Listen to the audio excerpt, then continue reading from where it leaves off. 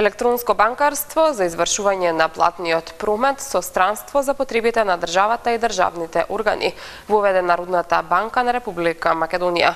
Услугата ќе биде достапна од идниот месец, а целта е, како што соопшти банката, поквалитетни и поефикасни услуги, како и заштеда на време, човечки и материјални ресурси кај државните институции. Добро дојдовте во Урбаните вести. Ова се денешните настани. Македонија го одбележува светскиот ден на водите. Градско дрво ќе го прочистува воздухот во центарот на градот. Обуки и субвенционирано вработување за 440 невработени лица. Град Скопје информира дека нема да се уништува зеленилото во градски парк за изградбата на Луна паркот. Кампања «Жените буџетираат» во Карпош и Центар. Јумис Лакшери, 25 години мебел со највисоки стандарди. Со акцент на отпадните води и нивното намалување преку градење пречистителни станици, денеска беше одбележан Светскиот ден на водите 22 март. Главна цел на одбележувањето на настанот е зголемување на свеста за важноста на одржливиот начин на искористување на водата како скапоцен ресурс. Со повеќе активности денеска во Македонија беше одбележан Светскиот ден на водите 22 март. Мото на годинашниот Светски ден на водите се отпадните води, а целта е генерално да се влијае на свеста да не се загадуваат површинските и подземните води со разни фекалии преку индустријскиот процес, да се пречистуваат ако се веќе загадени, со што се спречува можноста за евентуално наводнување на земјоделските култури, да се спречи дистрибуција на загадени води до сите корисници и заради штедење на водата и зачувување на водените ресурси. Професор доктор Михаил Кочубовски, раководител на секторот за здравствена екологија, предупредува дека во детскиот организам преоѓаат алармантни 50% од отпадните води преку храната и почвата, додека кај возрастниот човек апсорпцијата е сведена на 10%. И зошто отпадните води? Ако отпадните води ние не ги третираме, не ги пречистуваме, што ќе се случи? Ќе загадиме животната среда, ги загадуваме површинските води. Ги загадуваме подземните води, ја загадуваме почвата, а на почвата се одгледува храната. Водените ресурси, значи дали реките, дали акумулациите, дали езерата, и тие се, да кажеме, средина во која вире жив свет, растителен, животински. Од тој и ние се храниме. Значи тоа е ланец на исхрана. Се што ќе влезе во тој ланец на исхрана доаѓа кај човекот. Главна цел на настанот е зголемување на свеста за важноста на одржливиот начин на искористување на водата како скапоцен ресурс, намалување на употребата и повторна употреба на отпадните води, како и подобрување на животниот циклус на водата за секое живо суштество. Во рамки на саемот на вода во центарот на Скопје граѓаните добија промотивен материјал со информации за значењето и влијанието на безбедната вода за пиење врз здравјето на населението и превенција од болести. Татјана Гогоска, која е дел од организацијата на овој настан, вели дека 97% од Македонија е покриена со квалитетна вода за пиење, но тоа не значи дека не треба истата да ја чуваме и штедиме. Даваме внимание и ја свартуваме јавноста кон водата, кон она колку е она потребна, каква вода имаме во Македонија, како треба да се однесуваме со водата, да ја чуваме и да ја штедиме. Според резултатите од Институтот за јавно здравје, 97% од територијата на Македонија има здрава чиста вода. Значи тоа е еден голем процент и според нивните резултати, ако некаде во светот и ќе се водат до 2030 година дури војни за вода, во Македонија тоа нема да го има, значи ние сме благословени од таа страна. Хидрометриските мерења на треска што ги организира управата за хидрометеоролошки работи по повод Светскиот ден на водите 22 март, но и по повод Светскиот метеоролошки ден 23 март се извршија на хидролошката станица Света Богородица, каде за прв пат се примени најсовремениот инструмент, така наречениот акустичен доплеров мерач на проток, дониран од UNDP. Се изведе и класично мерење со прегазување на реката. Атрактивното нуркање пак беше кај црквата Свети Андреја на Матка.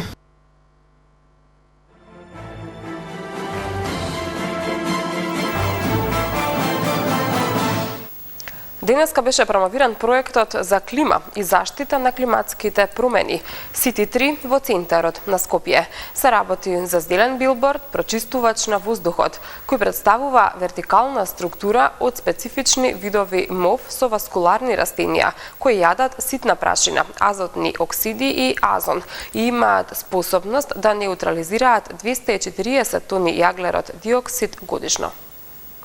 Центарот за истражување и информирање за животната средина Екосвест од Скопје во соработка со германската амбасада град Скопје и македонски и странски компании и донатори обезбеди инсталација на City 3, иновативниот и патентиран зелен билборд кој ќе го прочистува воздухот во Скопје и Тетово. Зелениот билборд, односно City 3, кој денеска беше промовирано во Скопје, е поставено непосредно до хотелот Мериот и ќе придонесе за прочистување на воздухот во градот. Главната цел на овој заеднички проект е да се подигне свеста кај граѓаните, експертите, надлежните институции и бизнисите за потребата да се делува на поле на квалитетот на воздухот, за придобивките од иновативниот проект City 3 и воопшто за квалитетот на воздухот во Република Македонија.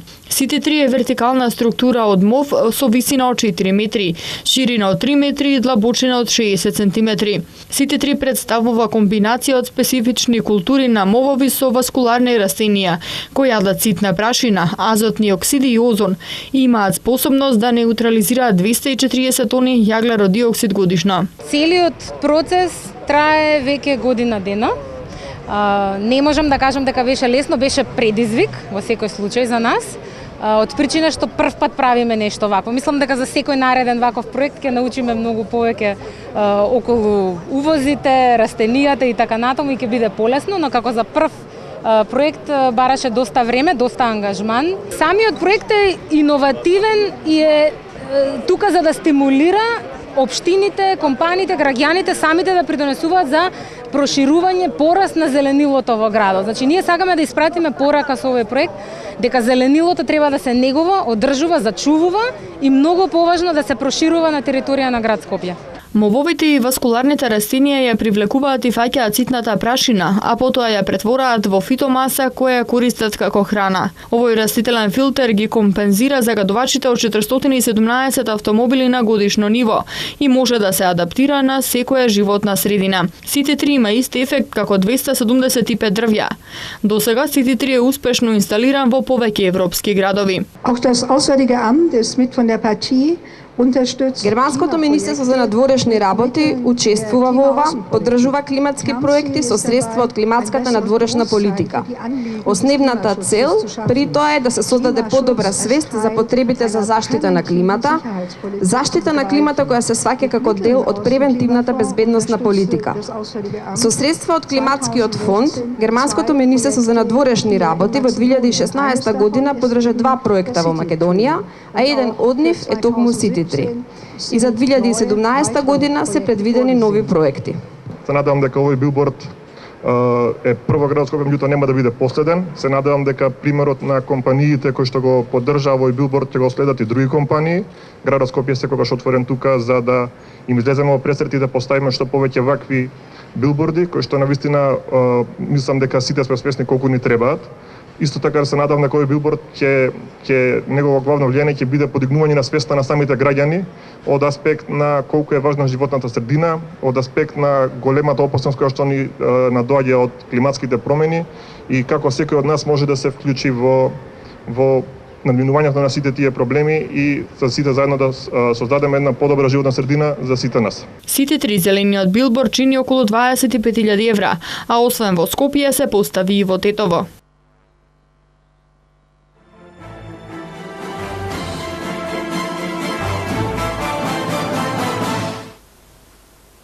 Од денеска активна е мерката обука на работно место со субвенционирано вработување, на која можат да се пријават лица кои потешко се вклучуваат на пазарот на трудот и лица кои имаат потреба од дополнителни знаења и вештини, како и за компании кои имаат потреба од проширување од нови работни места, но поради спецификата на работното место не може да најдат соодветен кадар.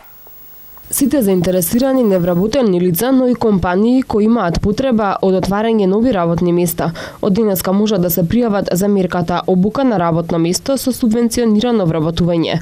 Невработените ќе посетуваат 3-месечна обука кај познат работодавач, кој потоа е должен да ги задржи на работа уште 6 месеци. Средствата и за обуката, како и за платата на нововработените ги субвенционира Агенцијата за вработување на Република Македонија. За мерката за годинава се предвидени 62 милиони и 40 илјади денари, а ќе бидат опфатени 440 невработени лица. Мерката е наменета за лица кои потешко се вклучуваат на пазарот на труд и лица кои имаат потреба од дополнителни знаења и вештини, како и за компании кои имаат потреба од проширување од нови работни места, но поради спецификата на работното место не може да најдат соодветен кадар, рече на денешната пресконференција директорот на Агенцијата за вработување на Република Македонија Владко Поповски. Тој појасни дека за време на обуката невработеното лице добива паричен надомест од 9000 денари месечно, во кој е вклучено и осигурување во случај на несреќа при работа и професионално заболување. По завршување на обуката на работното место, работодавачот е обврзан да ги вработи сите обучени лица за што ќе добие субвенција за вработување во форма на финансиска поддршка за бруто плата во износ од 19.000 денари месечно за период од 6 месеци, со полно работно време, од кои 17.000 денари бруто плата за невработеното лице и 2.000 денари ги задржува работодавачот, како надомест за направените трошоци за подготовка на лицата во работниот процес. На корисниците на паричен надомест ќе им мирува правото до завршување на обуката, додека корисниците на социјална помош ќе продолжат да добиваат парична помош во текот на обуката, при што вкупното време траење на примање на субвенција не може да надмине 18 месеци, доколку корисникот е отпуштен пред истекот на субвенционираната програма. Тој има право да се врати во регистарот на корисници на социјална помош.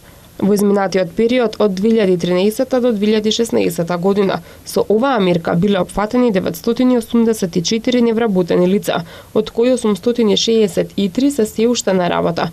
Од нив 468 се жени, а 454 млади до 29 години. Новиот Луна парк ќе биде на истата површина како и досегашниот и неговата изградба нема да го уништува зеленилото во градскиот парк. Тврдат градските власти по обвинувањата дека за изградбата на забавниот парк ќе се уништат 59.000 метри квадратни.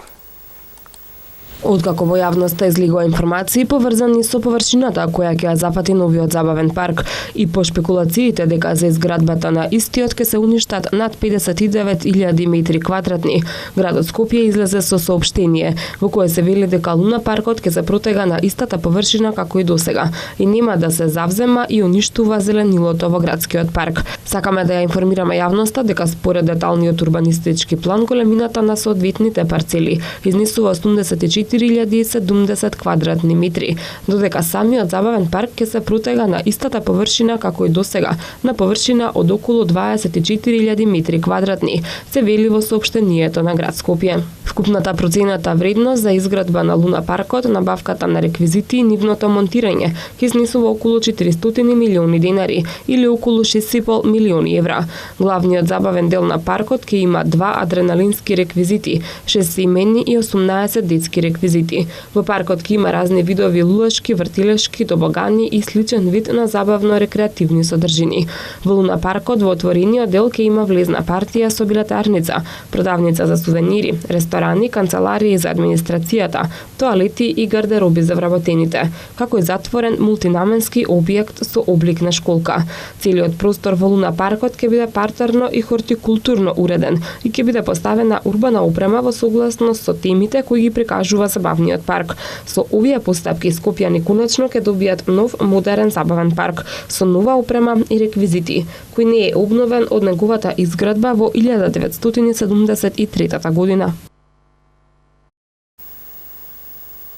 Со цел да се поттикне интересот за тоа како и во чија корист се управува со локалните јавни финансии, денеска на 2 локации во Скопје, во трговскиот центар Лептокарија и во близина на Зелено пазарче во центар, се спроведуваше кампањата «Жените буџетираат». Граѓанската организација Акција Здруженска денеска ја реализираше 4-та мартовска кампања "Жените буџетираат", со цел да го поттикне интересот на жените за тоа како и во чија корист се управува со локалните јавни финансии. Кампањата се одвиваше преку еден вид улична анкета на 2 локации, во трговскиот центар Лептокарија и во центарот на градот кај Краш во близина на Зеленото пазарче. Акција Здруженска информира дека јавните финансии не смеат да бидат забранета зона за жените.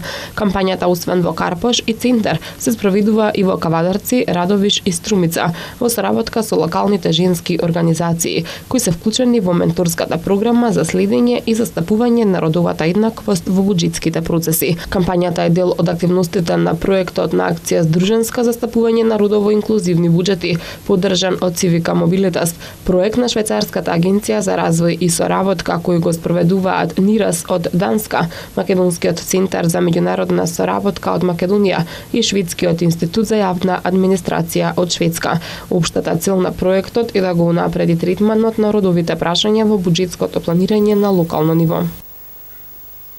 25-годишната традиција, предзнак за квалитет на компанијата за производство и продажба на мебел Јумис, деновиве со својата луксузна колекција е присутна на саемот за мебел во стаклената хала М1.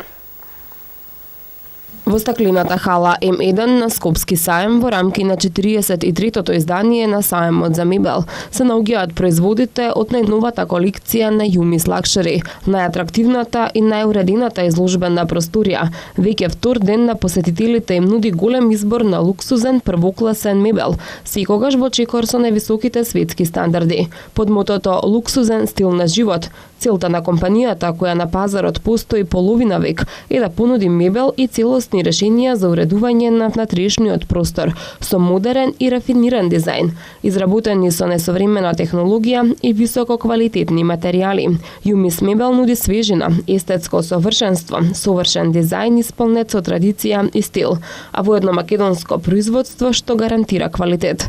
Покрај производите од сопствено производство, брендот Јумис Лакшери нуди и производи од врвни и реномирани брендови за мебел од Италија, водејќи се од идејата дека нема поголем луксус од вашиот сопствен дом. Јумис со своите производи нуди функционалност, флексибилност, естетика и елеганција, нова вредност во секојдневното живење. Регионалниот центар за управување со кризи на град Скопје информира дека поради технички работи во електросистемот, во текот на утрешниот ден повеќе делови од Скопје ќе останат без електрична енергија.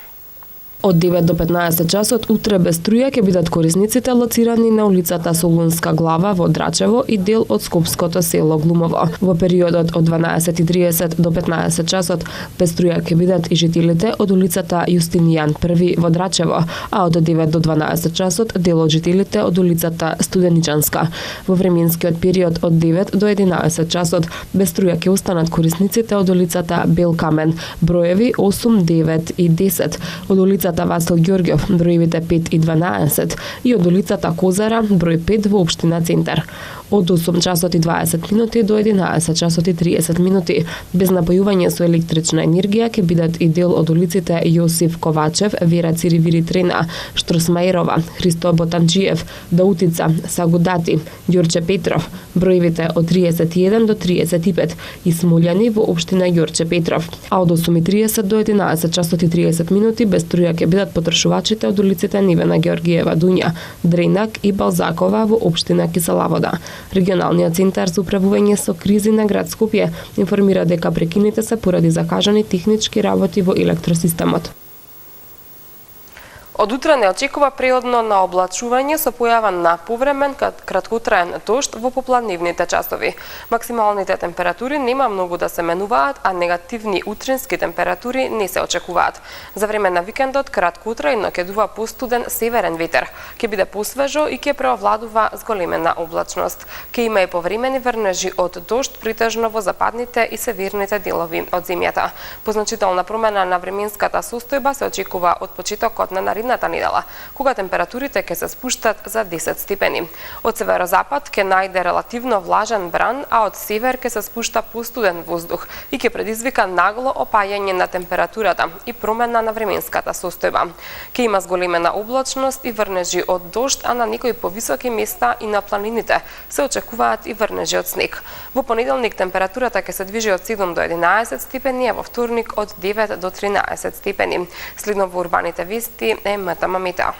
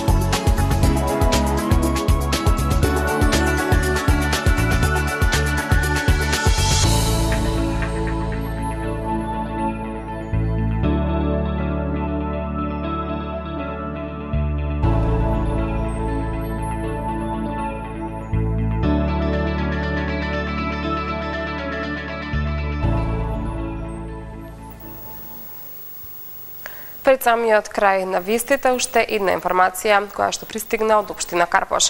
Делегација од општина Карпош, предводена од градоначалникот Стивчо Јакимовски, председателот на Советот Сашо Лазаровски, се во официјална посета на општина Травник, Босна и Херцеговина. По повод роденденот на оваа збратимена општина, Јакимовски присуствува на свечена академија и на повеќе манифестации од музички, спортски, културен и еколошки карактер. Со оваа информација го завршуваме и ова издание на Урбаните вести. Ви благодарам за вниманието. Останете и понатаму со програмата на МТМ телевизија. За повеќе информации и посетете и нашата веб страна. Довидување.